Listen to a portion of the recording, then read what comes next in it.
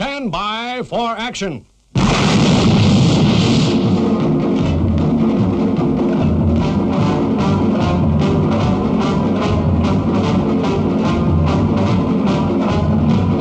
We are about to launch Stingray. Anything can happen in the next half hour.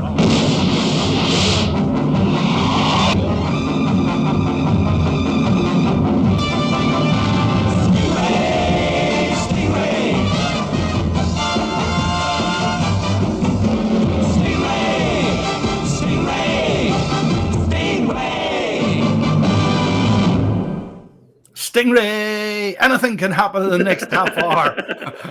anything at all. Now, we're joined. This is whiskey related, but you have to be patient with us, folks. Just be patient with us. This is the future, and it's coming courtesy of OCEANWAYS and Dhruv down below us. Now, welcome. Tell us about OCEANWAYS and what the project is. So we are building the world's first zero-emission cargo submarine fleet. So it's basically a new market of underwater transport system we're building. But the main mission is around cleaning up the ocean. So the goal is to restore the ocean. So our submarines have microplastic filters. We have got sensors that can help us collect ocean data. And then to commercially make it viable, we have cargo transport. So the subs run on hydrogen, absolutely zero emission. The only emission is water. Okay. Wow. This sounds very futuristic. Now, these are unmanned. So they're basically pilotless submarines. Why a submarine and not a ship? What's the benefits? So anyone like operating or living in an island community will know that they are at the front line of climate change, and then they are the ones being hit by unreliable deliveries on dirty vessels today as well. And also someone living up in Scotland and other island communities, I suspect, will know that their fleet is aging right now. So our submarines can provide reliable deliveries underwater because we are underwater and we are mostly immune to what is happening on top of the surface, apart from loading and unloading. So we can bring that reliability to those island communities, again, with zero emission and being a part of giving back to the ocean rather than extracting from the ocean. So net positive transport.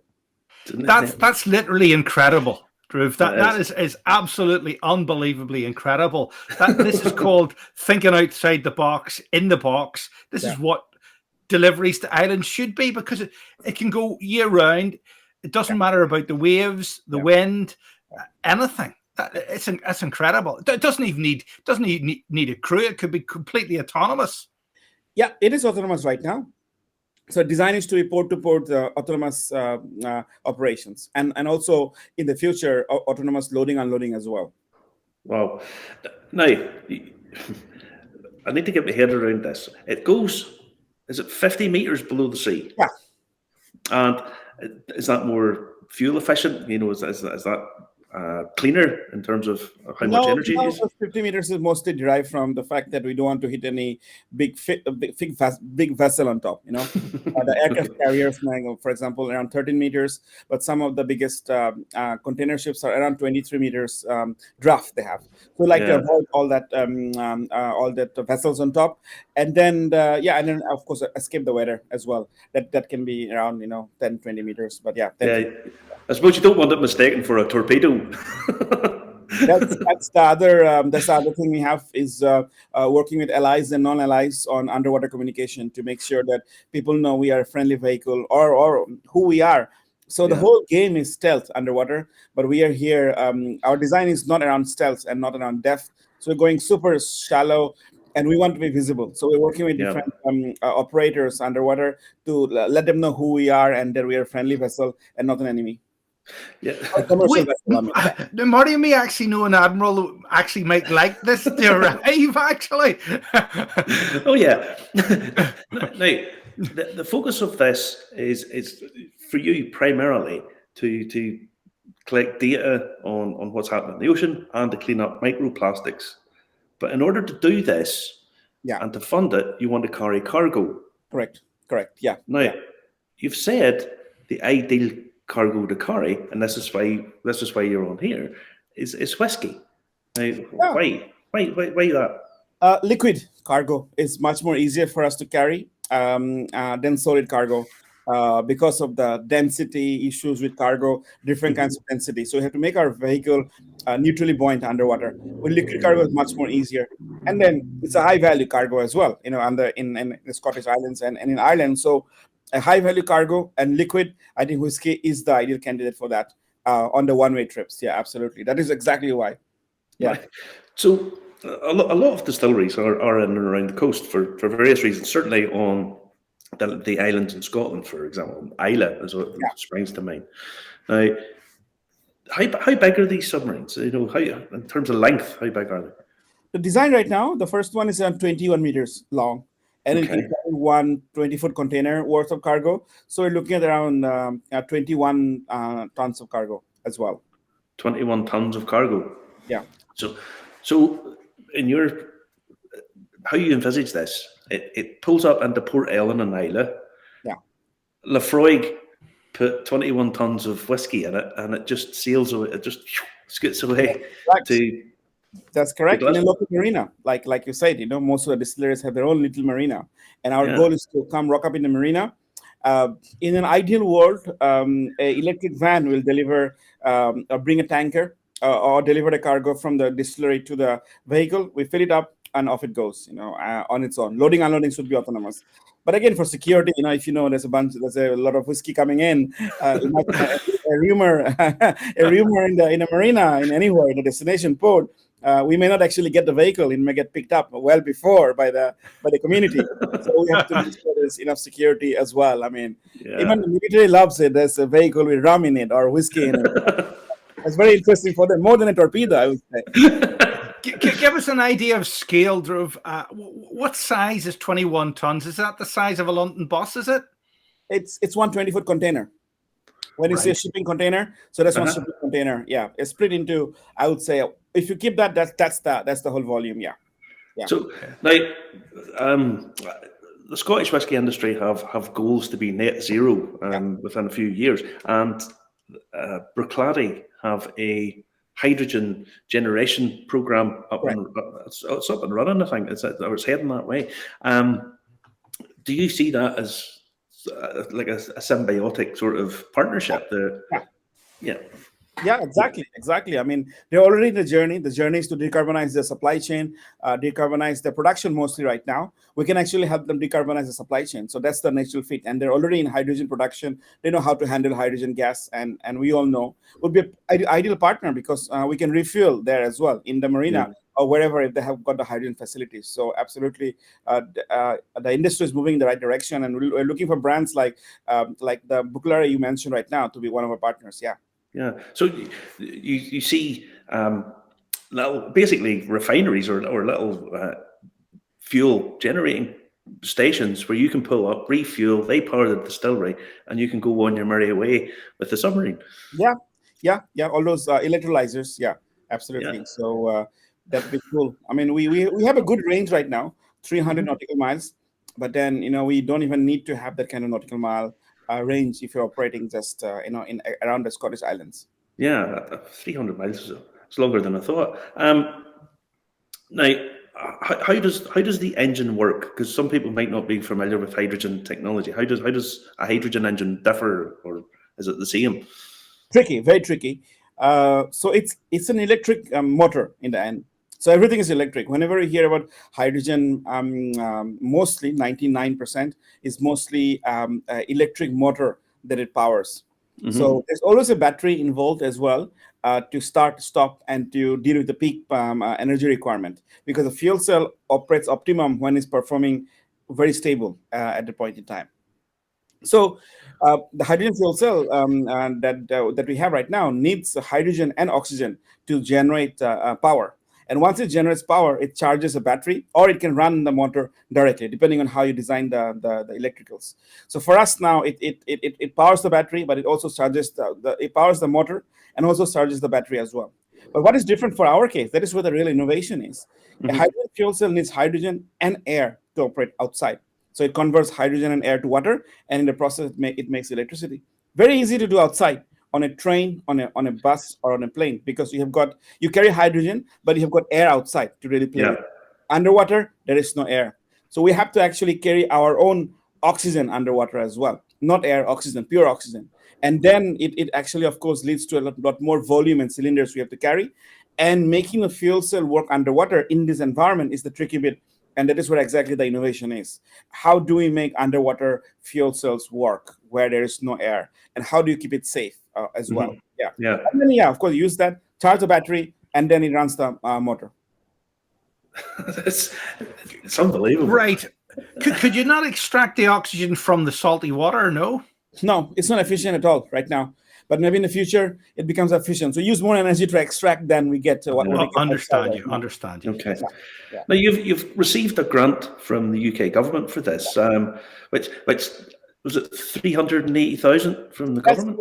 That's for the entire consortium. Absolutely. Yeah. This is to do the feasibility study to understand if it is feasible to build and operate a vehicle from Glasgow to Belfast, to de-risk the financial and technical risk. And that is exactly what we're doing right now to identify the routes, the cargo type, but also technically as well, if it's feasible or not, and what would be the options. We've solved Brexit. They'll never know the stuff's coming. Boris doesn't get to build his bridge, but we can get unmanned submarines. Much cheaper. Now, with whiskey, obviously it's a flammable product and so on, so that must carry some dangers. But underwater is probably safer than being. I think we are more. I think the vessel itself is more dangerous than the whiskey. Hydrogen and oxygen straight away, right next to each other. So safety is number one priority to make sure that the vessel does not explode or nothing goes wrong. But underwater, it can be a bit more easier than on the surface. But then we do not want any explosion out there. So safety is number one priority to load, unload. The whiskey and more than the whiskey is the hydrogen and oxygen, and the oxygen going to be loading. That is much more flammable than the whiskey itself, and we do not want to be create big noise in the north in the middle of the night and trigger a lot of people's interest globally. We don't want too many explosions in Belfast. We had a few of them for a while in case you hadn't heard. Now, in and around the islands of Scotland and Ireland as well, you see this transportation moving. You envisage a fleet of these? Yeah. Just to run autonomously? Yeah, I think Justin asked as well about the scale. So we, first of all, before we think about scale, we have to get operational experience. Yeah. So we need to know that we can run this and make it happen before we start dreaming about how big this can be. The other question is, why it should be big, because people think it should be big because that's how people are used to thinking. A big plane, a big container vessel, right? Yeah. We are thinking radically, though. You know about cryptocurrency, you know about decentralization very well. Everything is moving to decentralization, localized production, right? Rather than going to a centralized facility.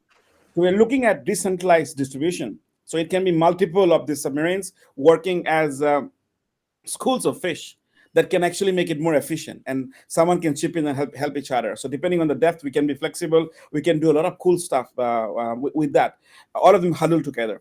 It can be like a train, a sea train as well. So multiple of those, containers are between, but we have got the main propulsion in the behind and the main navigation unit in the front. So these are some of the things to explore. But before we explore and talk about all these dreams and possibilities, we would like to get out in the water and do some operation. Yeah. What you're actually saying is you don't want it to be the A380 of submarines too big to succeed. It needs special infrastructure everywhere. Like the A380, too big to succeed, and they have all stopped operations now. There's no new A380 out there. Yeah, exactly. But again, we are disrupting this world of transportation, thinking radically. So to decarbonize the entire transport system, if we disrupt, we may have to disrupt a lot more things. We may have to build our own port infrastructure, but we will try to avoid doing that. So it is easier to integrate to any port. But if there's a scenario that we may have to change the port infrastructure for specific needs, then we may have to do it. For example, today the container vessels are designed to work efficiently in a container port. right? And then a bulk carrier is designed to operate in a bulk carrier port, different port infrastructure. So we, depending on the cargo type, and our vehicles will change depending on the cargo type as well. We may have to change some of the port infrastructure going forward. But the goal is to make it work right now in the existing infrastructure. But we are open to changing because we are redesigning and we cannot be bogged down by existing standards. No. But your submarine is so it's so compact that realistically it could bring old ports back into play that were no longer viable as ports, because it could come in. The infrastructure could be lowered over to the side or on a pontoon at the side of an existing port, and then it could dock automatically there. So it could bring new life into old harbors, couldn't it, Dhruv? That's exactly. I think we can bring back life to old harbors, go more inland as well, and bring the community where they've lost it for different reasons. A lot of ports and fishing, for example, we can bring them back to life using our new solution. And that is exactly, I think, where we will shine more than the big port infrastructure, because they're designed for 1,800 containers at least, and we are just 1 or 2 container. And by going to these little ports, we can take away all the truck journeys from the main port to those little ports and the communities there, and the other 30 ferry journeys. So we can really get them stuff directly with zero emission. Absolutely. And also, if you aren't going into ports like Tilbury, which is already overwhelmed by a lot of traffic going up the Thames estuary, it avoids the heavy shipping that you have to go 50 meters below the waves to avoid. Yeah. We have to go 50 meters, but not necessarily 50 meters. I think we'll be okay around 30 meters. I think that'll be okay. 50 meters is real safe. 30 meters will be okay as long as we know what is going on top of that. Yeah, we love to come up the River Thames and do some delivery into central London in the middle of night, but not during the traffic hours. But little what ports. What sort of speed does it go underneath the water? I mean, it gives it in knots and miles and kilometers as well, if you can. Yeah, so we are doing around right now. It's around 8 knots, but then 8 knots at 300 nautical mile range. But if we reduce the range to around, say, 120 nautical miles, we can do around 12 knots. Operating in the Isle of Islay and Jura, as you know, the current's super hard. So we have to fight a lot with the current. So I think we will definitely need around 10 to 12 knots to fight against the current as well. So that's the goal, 12 knots. But again, we have to operate. We have to learn from the experience. Yeah. And maybe we don't do 20-foot containers anymore, but maybe we do more frequent and nimble delivery. So smaller capacity like a van, but we do much more frequently rather than a big container. So we do small quantity, but more frequently and faster. That may be the way forward. But again, we don't know till we start operating. Do you envisage, maybe this is going too far, do you envisage delivery from, say, a distillery straight to the end user, to pubs and clubs, because you are much more nimble? Yeah. So I mean, again, this is way it's way in front. But yeah, absolutely. So as you can see, for example, if we can deliver to a city center now, where there are a lot of cargo bikes, for example, the last mile delivery. So what we're doing now is the first mile and the last mile. First mile, electric truck, electric van. Our submarines, electric truck, electric van. But in cities like London and other big cities in Europe, we have got cargo bikes now. And if you do the cargo bikes, we can go straight to the city center. Absolutely, in the middle of the night. It's incredible. What's your background? How did you, or are you a spaceman or something? How did you think of this? No, I mean, usually you will find me cycling on rivers around the world. So it's my road bike on the water. In the UK, then in the US and in the Netherlands, collecting plastic rubbish. And then I thought, I got a lot of views, it went viral, around 300 million views on alt media in the world, and I thought, all right, okay, 300 million views are great, but then where is the real tangible impact? And that's when I started investing in startups solving the plastic crisis to convert those 300 million views to 300 million tons of plastic and carbon from the economy. And now I'm doing my own thing because I want to get my hands dirty, and I think time is running out. So it helped me a lot to be, as a management consultant, to have done some investments around this area. So I got a great network to really make it happen. and I think that has been really helpful with my personal network to really push this forward all the time. Yeah. Now, how have you approached any distilleries or any whiskey manufacturers? I'm looking now. Yeah, so I'm looking for interested distillers to really work with and to work and help them in their journey to decarbonize their supply chain, the transport, and anything else. So I'm looking for some of the distillers to really support them. I mean, I think that is what you guys would be able to help me, get those interested distillers to really support them. Yeah, in any way I can. Not just the Submarine, but anything else as well. We've got a lot of hydrogen experience too. Yeah, the goal to move away from carbon and usage, and also just in terms of rubbish. Microplastics. Microplastics is one of these areas that people talk about, but they're not actually aware of just the damage that microplastics do to the environment and to waterways and thus and to whiskey. Could you explain a bit more about microplastics to us? Yes, so what are microplastics is are like when the plastics break down into little pieces and little pieces and little pieces.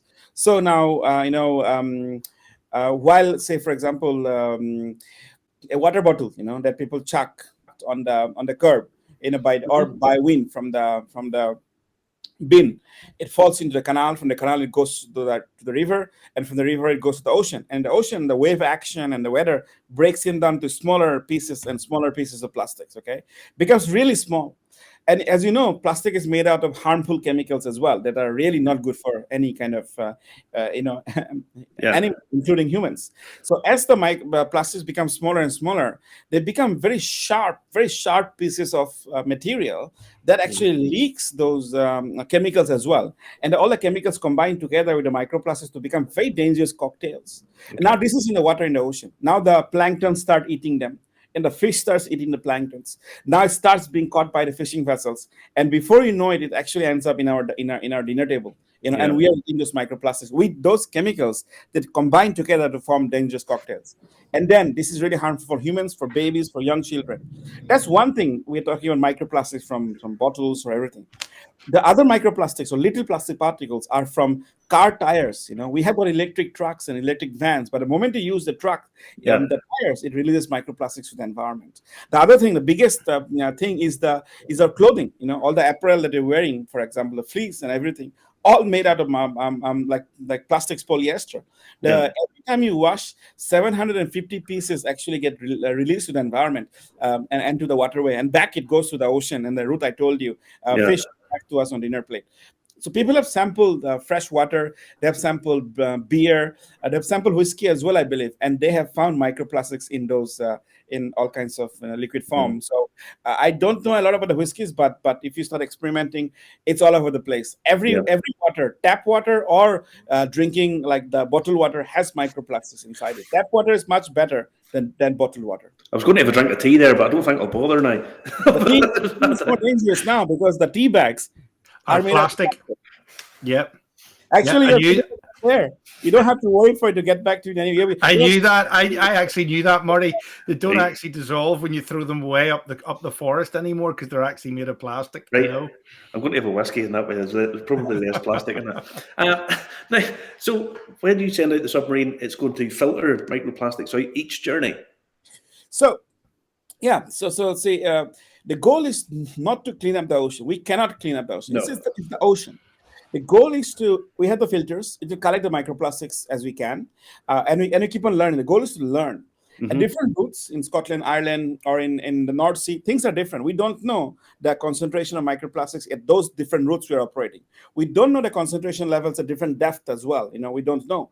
And that is exactly what we're trying to find out using our sensors and the filters. To first, we figure out what exactly is the concentration level, and we increase our knowledge of what is happening on a daily basis on regular routes. So we got today, we got tomorrow. We can start finding a time series of difference, and we can figure out what exactly is happening, why is it coming, and maybe we try to have a better understanding of what's going on there. Again, cleaning up is not the solution. To solve this problem, we have to stop plastic at the source. Yeah. But to gain more knowledge and information, and we clean up as much as we can. But I'll be honest, we don't know how much is the quantity. No one knows the quantity at that level, at that part of the world. I think we could probably guess it's not good. It's not going to be a good number. It's in the Arctic, it's in Antarctic, it's up in the Himalayas, it's everywhere. It's in the desert. So yeah. Now, time scale. When where are you in terms of development and possibly bringing it The onto goal- the commercial market? Yeah, the goal is still to have something deployed. Like we'll do a commercial, like a little trial in the US this year in the next few months. But the goal is to actually do some trial in the UK by the end of this year. So may not be the 20-meter one because it's quite big and 60-ton vehicle. Maybe we build a smaller one around less than 10 meters and something that we can really manage in a good way to show people that this is possible and we can test our autonomous algorithm, the loading and unloading. So looking for end of year to do something. Otherwise, mid next year, I think we should definitely have something in the water. So by possibly to the end of this year, we can see this pulling into Belfast and That's my goal. That's unloading crates of hard bag over onto the harbour. Yeah. That's the goal, but we never know. We're looking for partners right now to make it happen, and we are doing some fundraising as well in the next in a few weeks. So again, it all depends on the fundraising. How quickly can we raise the money to do it? So it all depends. It all depends on a lot of things. So we'll put it like this: you are monitoring the ocean, you are cleaning up a little bit of the ocean, you are involving, there's citizen science involved in it, and you're moving whiskey about. What's not to like here, Dhruv? What's not to like about this? I know, exactly. Yeah. We need one of our whiskey distilleries to fund the first vehicle as the founding partner. Mm-hmm. I think it's one of the most... I think it's fantastic. Yeah, it's incredibly imaginative. I mean, let's face it, it's only about just over 100 nautical miles from Belfast to the Scottish Islands. Yeah. That would take you maybe 10, 12 hours from point to point overnight. That would be incredible for delivery. Take hundreds of trucks off the road, potentially. Yeah. It's just literally totally incredible. Mm-hmm. I mean, let's face it, who wouldn't want to go down? I mean, you could literally put people on these if it has oxygen aboard it. You could put people on board these, couldn't you? There's no windows on it, Justin. I can see it. I mean, the likes of, for example, Bushmills. Bushmills has a harbour just a few miles down the road from it, Dunseverick Harbour, where there's pretty much nothing there anymore. It's it's a pleasure craft and stuff. I mean, so instead of having to transport it all the way to wherever, I mean, it could just be loaded straight onto that and sent away. Yeah, incredible. I personally think it's a fantastic project that it ticks so many boxes, and I hope the Scotch whisky industry and the Irish whisky industry and even the English whisky industry, which is now up and running, jump on board and make it a reality. Absolutely, yeah. I look forward to anyone interested in becoming the founding partners of this incredible mission that we have right now to build the world's first net positive transport system. Not net zero, net positive. We're giving it back to the ocean. Yeah. Well, I tell you what, if you come to this part of the world, I would love to live stream the actual submarine submerging and re-emerging from the water. I would live stream that to all the Irish Whiskey Review viewers. Absolutely.